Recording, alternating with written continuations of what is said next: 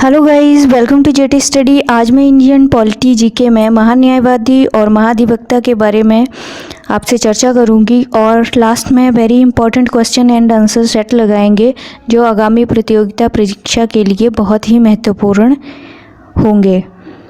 तो चलो ज़्यादा देर न करते हुए वीडियो को शुरू करते हैं।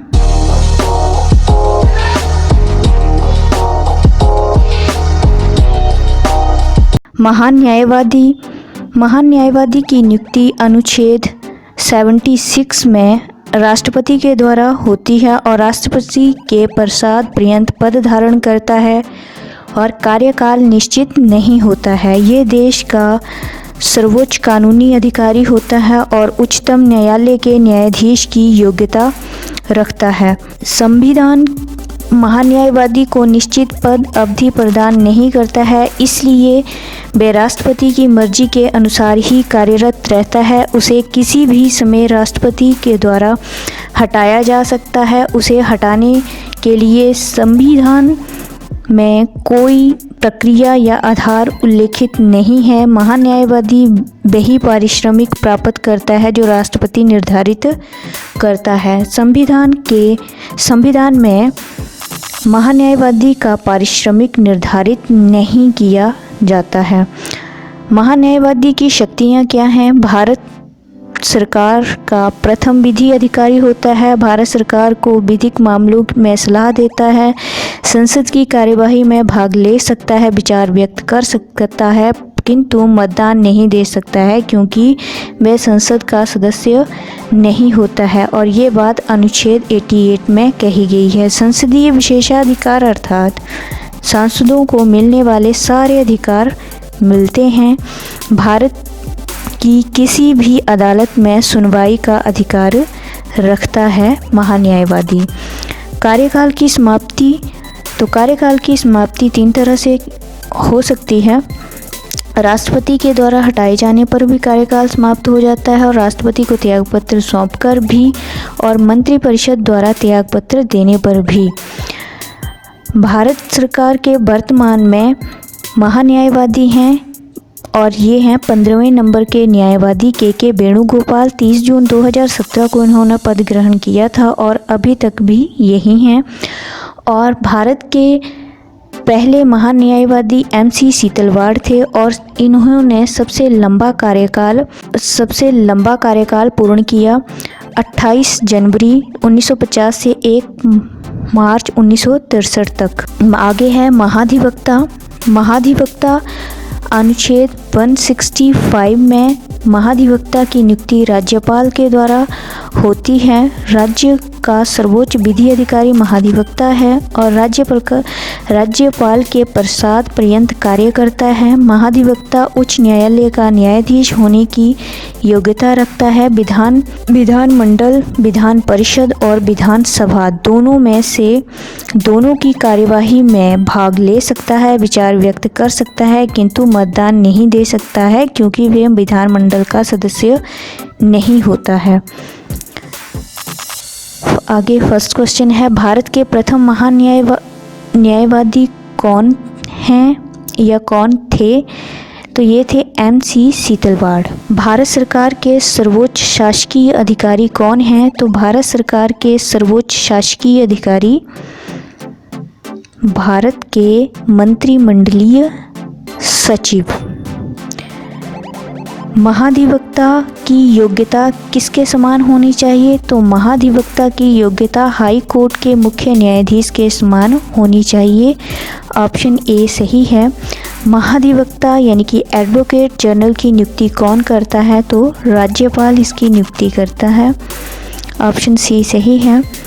महाधिवक्ता के वेतन किस पर भारित होता है? तो महाधिवक्ता का वेतन राज्य की संचित निधि पर भारित होता है। ऑप्शन ए सही है इस क्वेश्चन का आंसर। राज्य में महाधिवक्ता की नियुक्ति के संबंध में किस अनुच्छेद में वर्णन किया गया है? तो अनुच्छेद 165 में इसका वर्णन किया गया है। महान्यायवादी की सहायता के लिए कौन नियुक्त किए जाते हैं? तो ऑप्शन सी सही है। एक सॉलिसिटर जनरल, 2 अतिरिक्त सॉलिसिटर जनरल, यानी कि ऑप्शन सी इस क्वेश्चन का सही आंसर है। निम्न में से कौन सा एक संवैधानिक पद है? तो एक संवैधानिक पद है अटॉर्नी जनरल का, ऑप्शन ए सही है। भारत के महान्यायवादी के संबंध में कौन सा कथन गलत है? तो संसद के उच्च सदन में वोट कर सकता है, ये गलत है। बाकी के तीनों ऑप्शन सही हैं। निम्न में से किसे हटाने का अधिकार संसद के पास नहीं है? तो भारत के महान्यायवादी को हटाने का अधिकार संसद में नहीं है, क्योंकि इसे राष्ट्रपति पद से हटा सकता है। भारत के प्रथम मुस्लिम महान्यायवादी कौन थे? तो ये थे गुलाम ई वाहनवती। महान्यायवादी चुने जाने के लिए योग्यता क्या होनी चाहिए? तो सुप्रीम कोर्ट के न्यायाधीश के समान इनकी योग्यता होनी चाहिए महान्यायवादी की। वे कौन सा पदाधिकारी है जो लोकसभा और राज्यसभा की बैठक में भाग ले सकता है, भाषण भी दे सकता है, लेकिन वोट नहीं कर सकता है? तो ये है महान्यायवादी, ऑप्शन डी सही है। महान्यायवादी अपना त्याग पत्र किसे देता है? तो राष्ट्रपति को अपना त्याग पत्र देता है।